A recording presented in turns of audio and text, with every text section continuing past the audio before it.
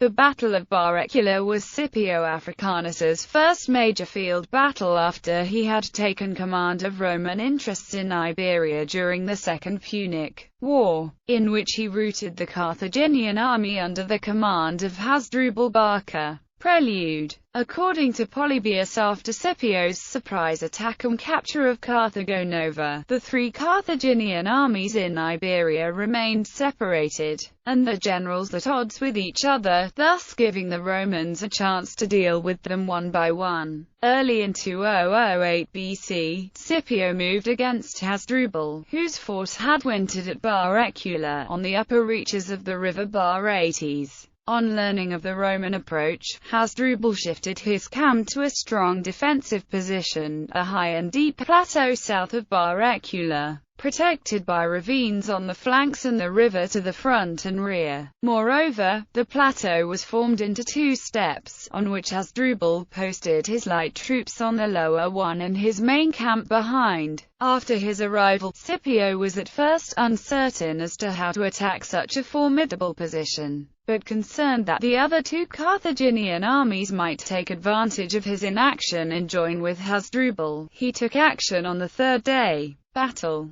Before his main attack, Scipio sent one detachment to block the entrance to the valley separating the two armies and one to the road leading north to Baecula, thus providing security to his main force, while harassing any Carthaginian attempt to retreat. After these preliminary deployments were done, the Roman light troops advanced against their Carthaginian counterparts on the first step. Despite the steep slope, and under a shower of missile attack, the Romans had little difficulty driving back the Carthaginian light troops once they got into hand-to-hand combat.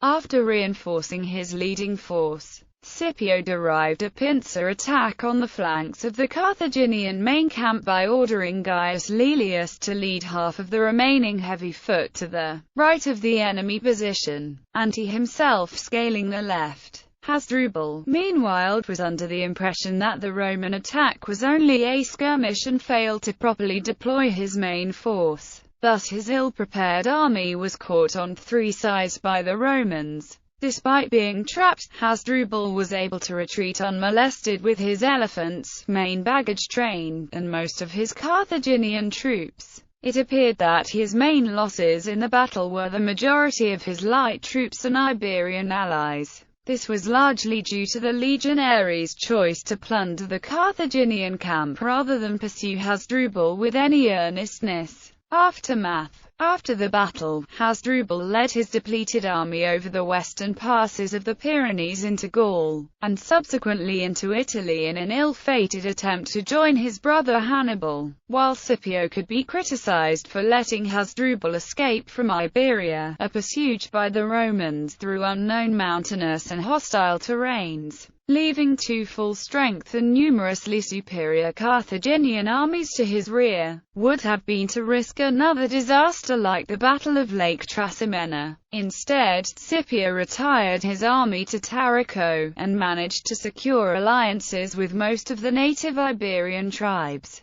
who switched side after the Roman successes in Carthago Nova and Baecula. Meanwhile, Carthaginian reinforcements landed in Iberia during the winter, and would soon launch a final attempt to recover their losses.